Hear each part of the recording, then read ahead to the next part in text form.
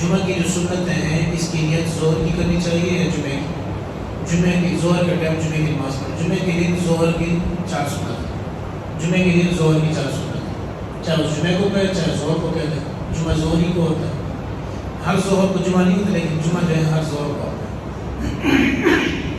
ہر انسان حیوان ہے لیکن ہر حیوان انسان نہیں ہے۔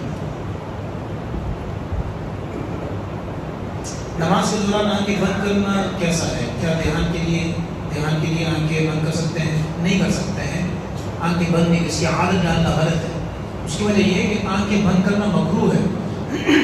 سوچ بچار آتے رہیں گے، اس جو جتنے بھی جو ہے وہ سوچ مطلب وہ خیالات آتے ہیں، ان خیالات سے لڑ کر نماز کو جاری رکھنا اس پر زیادہ ثواب ہے۔ تو آنکھیں بند کر کے نماز نہ پڑھیں۔ کبھی اگر آنکھیں تھوڑی دیر کے لیے مثلا اس طرح بند کر لی توجہ کے لیے جی، لیکن اس کو ہمیشہ کے لیے بند کرنا جی۔ اس سے ایک مسئلہ یاد آ گیا، بعض لوگ نماز پڑھتے ہیں تو وہ تلاوت اس انداز سے کرتے ہیں، بالکل اس کے ہونٹ ان کے ہونٹ بھی نہیں ہلتے ہیں، اس سے نماز نہیں ہوگی جب تک تلاوت جو ہے حروف کی ادائیگی نہ ہو۔ اس انداز سے بالکل خاموشی کے ساتھ اس طرح کرتے ہیں، اس خاموشی کے ساتھ نماز بالکل نہیں ہوگی۔ واش روم میں جو بیسر ہوتا ہے اس میں وضو کرنا کیسا ہے؟ اگر وہ جہاں پر جو ہے وہ پیشاب کرتے ہیں اس سے بالکل الگ ہے تو وہ وضو کر سکتے ہیں، لیکن اگر بالکل متصل ہے کہ اس کی چیٹیں وہاں لگ کر اس جگہ سے واپس آ سکتی ہے تو پھر وہاں وضو نہ کیا جائے۔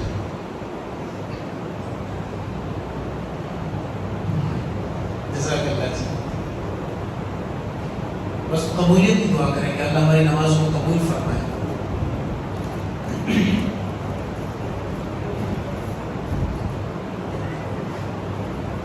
فجر اور عصر میں لوگ مسجد حضرت نسبت میں سب نماز کا ادا کرتے ہیں، اوپر والی وہاں پہ خالی ہوتی ہے۔ دیکھیں فجر یا جس نماز میں بھی اوپر جگہ خالی ہو اور نیچے نماز پڑھنا تو یہ مکروہ ہے، اس طرح نہیں کرنا چاہیے۔ ہاں معذور حضرات جو ہے وہ نماز پڑھ سکتے ہیں، جو معذور ہے وہ سیڑھی پر نہیں چڑھ سکتے ہیں، بزرگ ہے تو وہ نیچے نماز پڑھ سکتے ہیں، کوئی قباحت نہیں۔ لیکن جو نوجوان ہے اور ٹائم ہے تو آپ اوپر آئے نماز پڑھیں، نیچے نماز پڑھنا کراہت ہے، کیونکہ نیچے اوپر جگہ خالی ہے، آپ صفوں کو چھوڑ کر جو ہے وہ نیچے صفیں بنا رہے ہیں، یہ بہتر نہیں ہے۔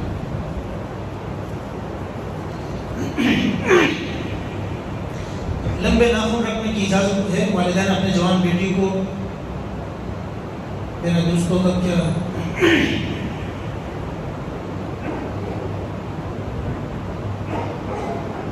دیکھیں لمبے ناخن رکھنا 40 دن سے زیادہ اوپر ہو جائے تو یہ مکروہ ہے، یہاں تک کہ کھانا مکروہ تحریمی ہو جاتا ہے۔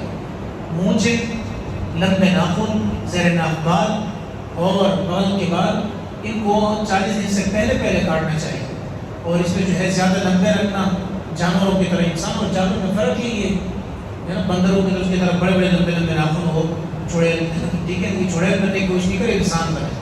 تو انسان بننے کی یہ ہے کہ برابر ناخن رکھے، رسول علیہ السلام کی سنت ہے، اور یہ ابراہیم علیہ السلام کی فطرت ہے کہ لمبے ناخن نہ ہو۔ تو جو لمبے ناخن رکھے گا وہ فطرت کے خلاف چل رہا ہے، جو لمبے ناخن رکھے گا وہ فطرت کے خلاف ہے، فطرت کے خلاف کام جائز نہیں ہے۔ ہاں جو لمبے ناخن رکھے گا گھر میں پریشانی، لیکن رزق میں بھی برکت ضرور ہوگی، کیونکہ وہ کھانا جو ہے اس کے لیے مکروہ ہو جائے گا۔ لمبی مونچھیں، یہاں سارے ہونٹ اس کے چھپے ہوتے ہیں اس کو تاؤ دینے کے لیے، یہاں سے کاٹ پہ آپ اوپر سے تاؤ دے کوئی مسئلہ نہیں ہے، سائڈ سے تاؤ دیا کریں، لیکن یہاں جو ہے مونچھوں پر جو ہے وہ نہ ہو، ہونٹوں پر مونچھے نہ ہو۔ عمامہ باندھنا کیا صرف علماء کرام کے لیے خاص ہے یا عام نمازی؟ عمامہ باندھنا سنت ہے، اور سنت صرف مولویوں کے لیے نہیں ہے، ہر بندہ عمامہ باندھ سکتا ہے۔ ایسا نہیں کہ کسی عمامہ باندھا ہو تو بس وہی مولوی بنے گا، ایسا نہیں۔ لہٰذا وہ یہ نہیں، مولانا نصر الدین سے کسی نے مسئلہ پوچھا تو مولانا نصر الدین نے کہا مجھے جواب نہیں آتا، انہوں نے کہا اتنا بڑا عمامہ تم نے باندھا جواب نہیں آتا، انہوں نے عمامہ اٹھا کر اس کے سر پر رکھ کے تو جواب دیا۔ تو عمامہ باندھنے سے کوئی مولوی نہیں بنتا، اور عمامہ باندھنے سے مولوی کی علامت نہیں ہے، ہر بندہ عمامہ باندھ سکتا ہے، لیکن اس کے لیے داڑھی کی وضاحت بھی خوبصورت کر لیں تاکہ عمامہ لگے بھی کہ عمامہ باندھا ہوا ہے۔ ایسا نہیں ہو کہ داڑھی مجھے کاٹی ہوئی عمامہ باندھا ہوا ہے، سر پہ ٹوکرا لگے، اس کے لیے خوبصورت وضاحت۔ تو عمامہ جو ہے وہ باندھنا سنت ہے۔